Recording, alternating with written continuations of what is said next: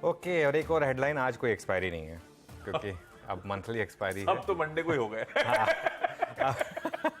अब कल ही है, अब कल ही है मंडे को। लेकिन मंडे को बहुत बुरा सीन था। मंडे को मतलब चीखें निकल रही थी लोगों की, और मंडे को बस 3:30 बज गए, जैसे कहते हैं ना 3 बजे लग रहा था कि बस बंद कर दो मार्केट को। आप 3:30 बजे तो लोगों ने राहत की सांस ली। फाइनली। और उस दिन जो भी सोच रहे थे कि शाम का भी सच में होना चाहिए, उन्होंने सोचा होगा कि थैंक गॉड नहीं है ऐसा कुछ। लेकिन खैर अब सीरियस बिजनेस पे आते हैं, क्योंकि अब ये तो हमने डिस्कस कर लिया कि भाई बेचा किसने, लेकिन मार्केट में सेलिंग तो आई, तो ऑब्वियसली कुछ तो गड़बड़ है यहाँ पर। मैं एक चीज़ कह रहा हूँ क्लियरली, मिड कैप इंडेक्स में वार्निंग है, और मिड कैप इंडेक्स में बहुत क्लियर वार्निंग है। ये पहली आपको 11 सितंबर को, जब उस दिन हम 1000 पॉइंट से ज़्यादा गिरे थे, अब आप देखें उस दिन से अगर आज तक का मूव देख लें, मिड कैप इंडेक्स 7% गिर चुका है 1.5 महीने में, 7%, और स्मॉल कैप इंडेक्स 5.5% गिर चुका है। मुझे याद है, मुझे एक बार एक वार्निंग आई थी, हमने डिस्कस भी किया था, वो कोटक की रिपोर्ट आई थी कि मिड कैप्स पे थोड़ा दूर रहें। ठीक है, मिड कैप्स चल रहे हैं, लेकिन हर चीज़ बहुत ज़्यादा जब ओवरबॉट हो जाती है तो इस तरीके के मूव्स आते हैं। ये एक, जिसे कहते हैं ना, एक क्लेंजिंग आउट प्रोसेस है। एक मार्केट में इस समय एक्सेसेस क्लीन आउट हो रहे हैं। और मैं एक चीज़ कहूँगा अब यहाँ पर, आप लेवरेज से बाहर निकलें। और दूसरी चीज़, अगर आपने खराब शेयरों में पैसा लगाया हुआ है, और कई बार तो खराब शेयरों में पैसा बन जाता है ऐसी मार्केट में, चाहे पैसा बन रहा हो चाहे ना बन रहा हो, निकल जाएं। कई स्टॉक्स में एग्जिट नहीं मिलती है जब एक बार मार्केट का इस तरीके का फेज स्टार्ट होता है। मंडे को आपको कई स्टॉक्स में एग्जिट नहीं मिली होगी, और कुछ कंपनियों में जहां हमने फ्लोटिंग स्टॉक की बात की थी जैसे, वहां पर क्लियरली आपको एग्जिट नहीं है। तो ये दूसरी बार हुआ है 2 महीने में जब मिड कैप इंडेक्स 1000 पॉइंट से ज़्यादा गिरा है। पहला 11 सितंबर को गिरा था, तब 1400 पॉइंट करीब गिरा था। कल मंडे को 1000 पॉइंट गिरा। और एक चीज़ मैं बोल रहा हूँ, यहाँ से भी मिड कैप इंडेक्स 10% गिर सकता है। मतलब 10% गिरने के बाद भी वो एक बुल रन में रहेगा, क्योंकि 200 डे मूविंग एवरेज ही 10% नीचे है। इस तरीके की ताबड़तोड़ बाइंग हुई थी मिड कैप्स और स्मॉल कैप्स में। तो मुझे लग रहा है कि कोई दिक्कत नहीं है अगर करेक्शन आ जाए तो। बैंक निफ्टी भी तो आया ना 200 डे मूविंग एवरेज पे, मंडे को एग्जैक्ट 200 डे मूविंग एवरेज पाया बैंक निफ्टी, इवन अच्छे नंबर्स के बावजूद। आईसीआईसीआई बैंक नहीं चला। मैं ये कहूँगा कि अभी आपको अगर रहना है कुछ टाइम के लिए, 3-4 महीने के लिए, लार्ज कैप्स में रहें। मिड कैप्स को कुछ टाइम के लिए कंप्लीटली अवॉइड करें। देखिए, मैं ये नहीं कह रहा हूँ कि मार्केट में अब एक कोलैप्स आ जाएगा, ये मेरा व्यू बिल्कुल नहीं है। और ये भी हो सकता है कि मार्केट एक वीक ट्रेडर्स को निकाल रहा हो, हमेशा मार्केट करता है। वैसे खैर कहने को वीक ट्रेडर्स होता है, अच्छे से अच्छे ट्रेडर्स मंडे को वीक ट्रेडर्स बन गए थे, अच्छे से अच्छे इन्वेस्टर्स। मतलब बड़े से बड़े फंड मैनेजर्स जो है ना, वो घबरा गए थे मंडे की फॉल के बाद। ये हम एक लूजली वर्ड यूज करते हैं कि weak traders, weak players. Market में एक्चुअली इन वीक प्लेयर्स ने तो इस मार्केट को इतना आगे बढ़ाया जो सो कॉल्ड वीक प्लेयर्स हैं। तो इसके लिए ये मतलब कहने के लिए अच्छा लगता है, लेकिन साइन है क्लियरली मार्केट में एक ओवरहीटेड मार्केट के करेक्ट होने के। और मैं इसलिए कह रहा हूँ फिर से, मिड कैप से भी कुछ टाइम के लिए दूर रहें, अपनी पोजीशन जो है वो लार्ज कैप्स में ही रखें, या कुछ टाइम के लिए कैश में रखें। हाँ, अगर आप इन्वेस्टर हैं तो कोई दिक्कत नहीं है। इन्वेस्टर हैं तो हर डिक्लाइन को यूज करें बाय करने के लिए, वो जो एक हमेशा एक फॉर्मूला चलता आ रहा है, उसमें कोई दिक्कत नहीं है। वैसे लोगों का एटीट्यूड बदल गया है। बहुत सारे लोग कहते हैं अच्छा है, अच्छे सस्ते में स्टॉक्स मिलेंगे।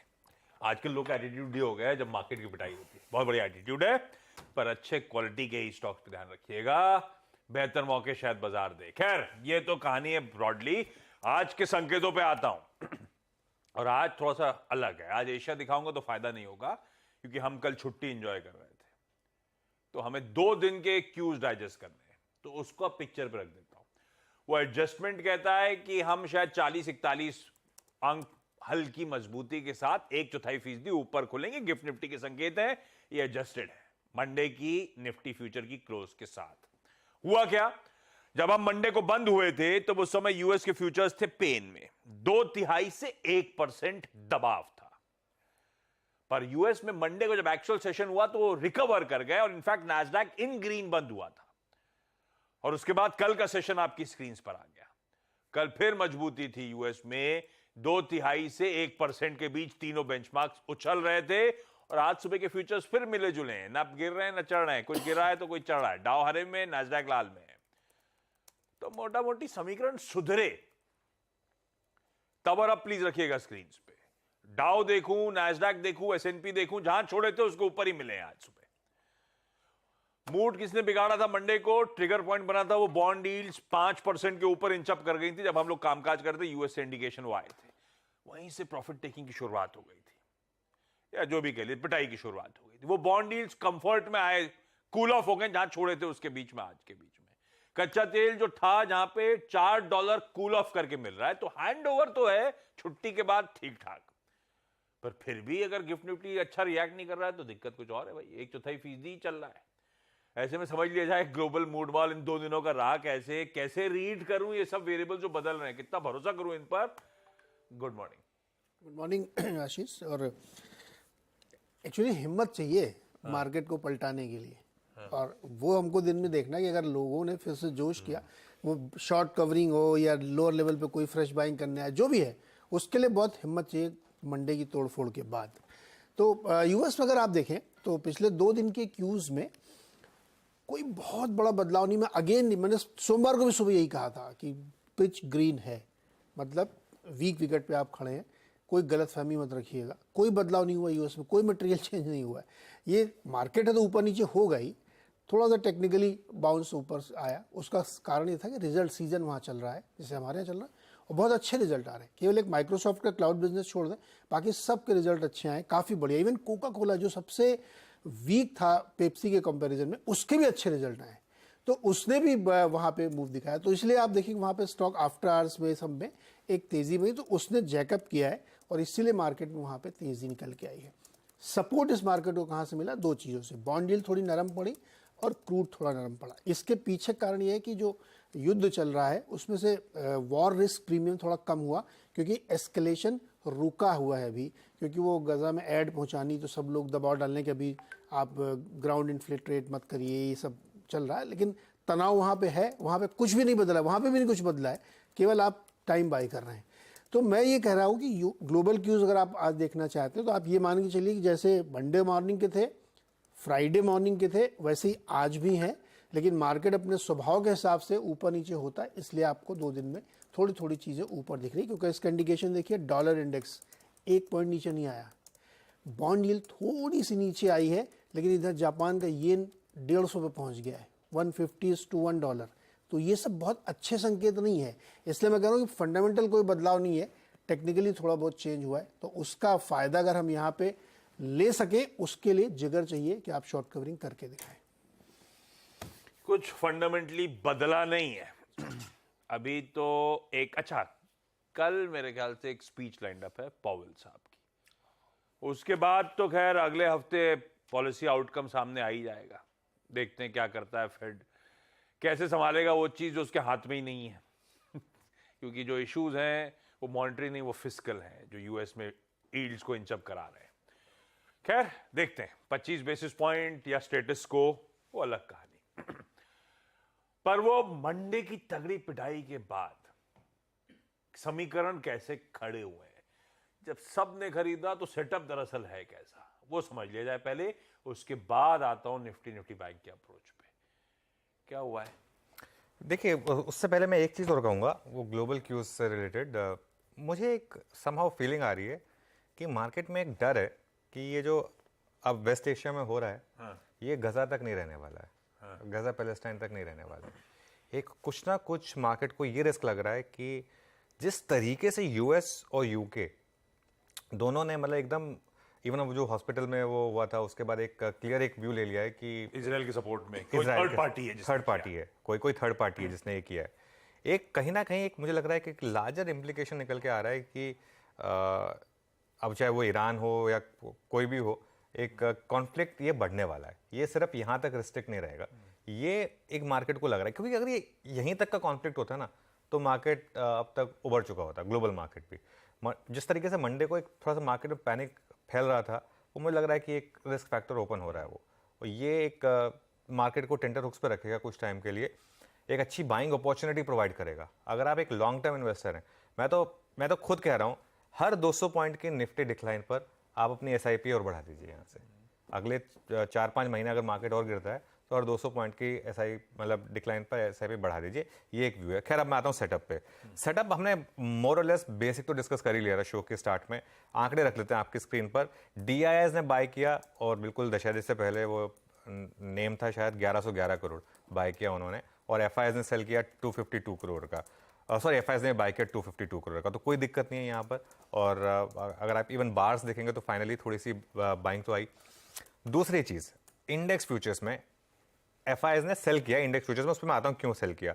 327 करोड़ की सेलिंग हुई इंडेक्स फ्यूचर्स में, लेकिन स्टॉक फ्यूचर्स में 6372 करोड़ की बाइंग हुई। और इंडेक्स फ्यूचर्स में क्या हुआ, बहुत इंटरेस्टिंग था, निफ्टी फ्यूचर में सेलिंग हुई 747 करोड़ की, लेकिन बैंक निफ्टी फ्यूचर्स में बाइंग हुई है 453 करोड़ की। और जबकि बैंक निफ्टी ने सबसे ज्यादा प्रेशर डाला मार्केट के ऊपर, ये बहुत इंटरेस्टिंग है। ऑप्शंस के आंकड़े देख लीजिए, ऑप्शन के आंकड़ों में भी ऐसा कुछ नजर में आ रहा है, ये एक नॉर्मल दिन का आंकड़ा लग रहा है। कॉल लॉन्ग और कॉल शॉर्ट देखिए आप, ऑलमोस्ट सेम है 3 लाख। पुट लॉन्ग तो उल्टा कम हुई है और पुट शॉर्ट जुड़ी है। मतलब आंकड़ों में ऐसा कहीं नहीं दिख रहा है कि मार्केट क्यों गिरा है, ये सिर्फ सेंटीमेंट की वजह से गिरा है। पुट कॉल रेशियो जरूर हल्का हुआ है, 0.70 वर्सेस 0.90। बैंक की जहां तक बात है, एक ऐड हुआ आरबीएल बैंक और एक बाहर हो गया इंडियाबुल्स हाउसिंग।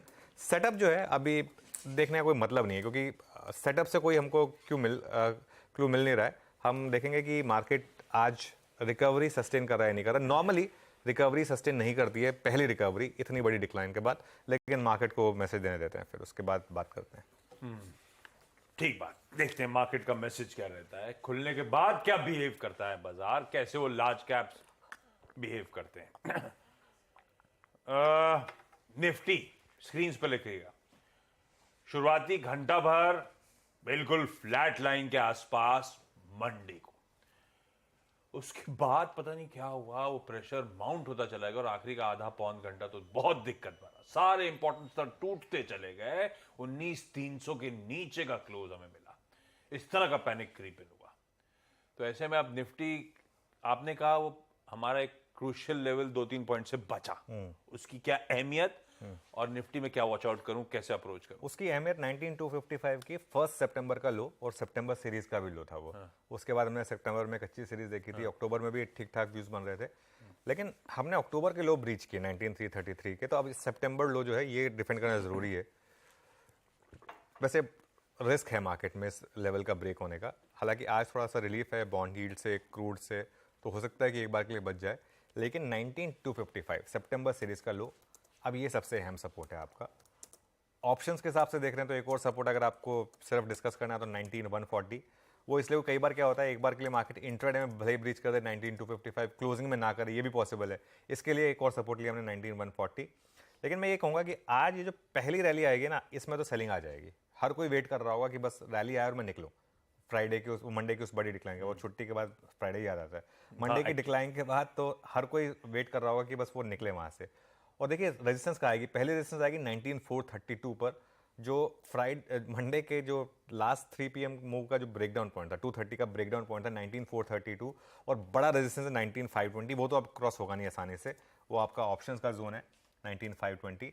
तो आपको करना क्या है, दो चीज़ों का ध्यान रखें। एक तो रैली फेल हो तब सेल करें, और वो भी एक जोन है पर्टिकुलर 19,350 to 400। मैं ये नहीं कह रहा हूं कि 19,350 आती है आप सेल कर दें, नहीं, 19,350 to 400 की रैली अगर फेल हो जाए तो उसमें सेल करना है आपको, और एक स्टॉप लॉस लगाना है 19,432 का। ये आपकी सेल ऑन रैली, जो मार्केट, मुझे मतलब थोड़ा बुरा लगता है सेल वाली ट्रेड देने का, लेकिन अगर मार्केट का मैसेज ये है तो फिर उसमें आपको ही करना पड़ेगा। तो 19,350 to 19,400 के जोन में अगर लगे कि मार्केट कोलैप्स कर रहा है तो सेल करें 19,432 के स्टॉप के साथ, और बाइंग करनी है सिर्फ अगर स्टेबिलिटी आए, और उसमें 19,255 का स्टॉप लॉस लगाना है आपको। और सारी पोजिशनल कॉल के लिए भी, सारी पोजिशनल लॉन्ग्स के लिए भी अब आपका स्टॉप लॉस 19,255 ही रहने वाला है।